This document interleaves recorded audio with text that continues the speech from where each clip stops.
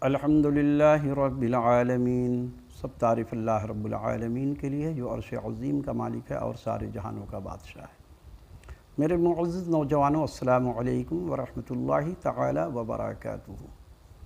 نبی مکرم صلی اللہ علیہ وسلم کا ارشاد مبارک ہے، حضرت انس رضی اللہ عنہ فرماتے ہیں کہ نبی صلی اللہ علیہ وسلم جب بھی خطبہ فرماتے، آپ کبھی ایسا نہیں ہوا کہ آپ خطبہ میں یہ باتیں ارشاد نہیں فرماتے تھے۔ ہر خطبہ میں آپ یہی ارشاد فرماتے تھے، واللہ لا یؤمن، واللہ لا یؤمن، وہ شخص مومن ہی نہیں ہے، وہ شخص مومن ہی نہیں ہے جس کا پڑوسی اس کے ہاتھ پاؤں سے اور اس کی شرارت سے محفوظ نہ رہے، گویا کہ تکلیف نہ پہنچاتا ہو۔ جو شخص اپنے پڑوسی کو تکلیف پہنچائے گا وہ ہرگز مومن نہیں ہے۔ پہلا ہو گیا۔ دوسری بات، نبی صلی اللہ علیہ وسلم یہ بھی فرماتے تھے،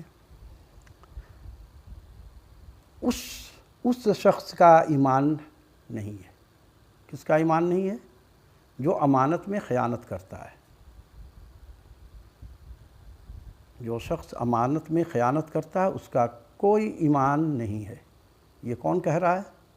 جناب محمد رسول اللہ صلی اللہ علیہ وسلم۔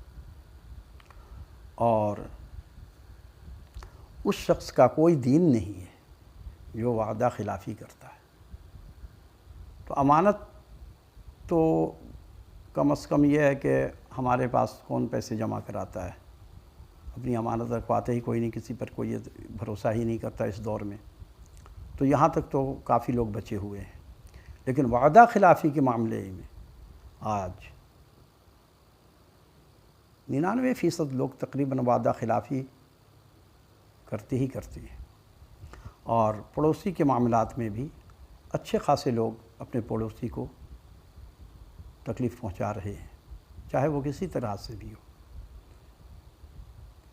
تو ہم لوگوں کو یہ چاہیے کہ تین باتوں کا اہتمام کریں کہ اس سے بچیں، پڑوسی کو تکلیف دینا چھوڑ دیں، خود بخود امن قائم ہو جائے گا۔ آج بہت ساری جو وارداتیں ہو رہی ہیں یہ اس وجہ سے بھی ہوتا ہے۔ جو شریف آدمی ہے، اچھا انسان ہے، اچھا مسلمان ہے، وہ تو اپنے پڑوسی کی شرارت کو برداشت کر لیتا ہے، اللہ کے سپرد کر دیتا ہے، صبر کرتا ہے۔ لیکن کچھ ایسے بھی ہیں جو صبر نہیں جانتے، تو وہ کیا کرتے ہیں؟ ان کے ساتھ بدلہ میں کوئی نہ کوئی ان کو نقصان پہنچانے کی کوشش کرتے ہیں۔ اسی وجہ سے ہمارے یہاں اللہ رب العالمین نے اور نبی صلی اللہ علیہ وسلم نے لوگوں کو صبر کرنے کی تلقین فرمائی کہ صبر بھی کریں اور ایسی حرکت نہ کریں کہ کسی کو تکلیف پہنچے۔ آج ہمارے علماء کرام ڈاکٹر ذاکر نائک کے پیچھے پڑے ہوئے ہیں، اس ٹاپک پہ بات نہیں کرتے کہ امن قائم کرنے کے لیے جو معاشرے کی جو ایک لوگوں کو یعنی کہ اپنے ایجوکیٹ کریں اور دین کے بارے میں ان کو سمجھ دیں، لوگوں کو دین کی طرف بلایا جائے۔ نبی صلی اللہ علیہ وسلم نے کیا کیا؟ قوم کی تعمیر کی، قوم بنایا۔ اس وقت جہالت کا دور تھا، لوگ کیسے کیسے تھے بھٹکے ہوئے، شراب پیتے تھے، جوا کھیلتے تھے، نہ جانے کتنے برائے کاموں میں تھے۔ آپ صلی اللہ علیہ وسلم نے توحید کا اعلان کیا اور پھر اس کے بعد جو لوگ آپ پر ایمان لائے، پھر ان کی ایسی تربیت کی کہ وہ ہیرا بن گئے، ڈائمنڈ۔ تو یہ قوم کی تعمیر کریں، نہ کہ اپنے کو ہیرو بننے کی کوشش میں لگے ہوئے ہیں کہ سب سے بڑا مفتی میں، سب سے بڑا عالم میں، سب سے اچھا قاری میں۔ یہ میں جو ہے یہ آپ کو بھی نقصان پہنچائے گا اور دوسرے کو پہنچ ہی رہا ہے، کیونکہ لوگ گمراہی کی طرف جا رہے ہیں۔ اب یہ جو ڈاکٹر صاحب ہیں، اشرف صاحب، اور مفتی سمر قادری ہے، سمر صاحب بھی ہیں، مفتی سمر اور ڈاکٹر اشرف، یہ ڈاکٹر ذاکر نائک کے اوپر برس رہے ہیں بلا وجہ۔ بھائی ان کا عقیدہ ان کے ساتھ، آپ اپنے عقیدے پہ چلیے، وہ تو آپ کو ٹارچر نہیں کرتے۔ لیکن یہاں بے ایمانی کا دور ہے، انہوں نے ان کو کمزور سمجھا ہوا ہے، جبکہ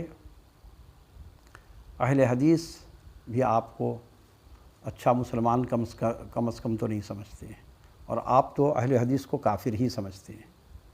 کتنا زیادہ تفریق ہے، اس چیز پر غور کیجئے۔ مسلمان کسی پر تنقید نہیں کرتا ہے، اپنے گربان میں جھانکتا ہے، اپنی غلطی نکالتا ہے، اور یہ علماء کرام اپنے کو بالکل معصوم بنتے ہیں، جو میں کر رہا ہوں سب صحیح کر رہا ہوں، جبکہ عقل مندی کا تقاضا تو یہ کہتا ہے، عقل کا تقاضا یہ کہتا ہے کہ آپ جس کو عبادت سمجھتے ہیں، جائز سمجھتے ہیں، اور اہل حدیث اس کو ناجائز اور حرام سمجھتے ہیں، اگرچہ جو آپ کر رہے ہیں جو عمل، جیسے کہ آپ عید میلاد النبی کو مناتے ہیں اور مزارات پہ جاتے ہیں اور وہاں دعائیں کرتے ہیں وغیرہ وغیرہ، چراغاہ کرتے ہو، شرنی بانٹتے ہو، یہ سب اہل حدیث کے نزدیک تو بدعت ہے۔ اچھا، آپ کے نزدیک وہ جائز ہے، لیکن ہے تو سنت، آپ فرض تو اس کو نہیں کہیں گے، قرآن میں تو نہیں آیا کہ عید میلاد النبی منائیے، مزارات پہ جائیے اور چادر چڑھائیے اور کھیر کھائیے، حلوہ پوری کھائیے مزار پہ، یہ سب قرآن میں تو نہیں آیا، تو فرض نہیں ہے۔ لیکن اگر فرض کو چھوڑا جائے تو کفر ہوتا ہے، لیکن اگر سنت اور مستحب کو چھوڑ دیا جائے تو کیا ہے؟ کافر نہیں ہوتا کم از کم انسان۔ ٹھیک ہے، آپ جو کر رہے ہیں اہل حدیث کے نزدیک تو وہ سنت بھی نہیں ہے، وہ تو بدعت ہے، آپ نے ایجاد کی ہوئی ہے۔ لیکن اگر مان بھی لیں کہ آپ کی بات صحیح ہے، اہل حدیث آپ کی بات نہیں مانتا ہے، تو اہل حدیث کم از کم کفر کے اندر نہیں گیا، کافر نہیں بنا۔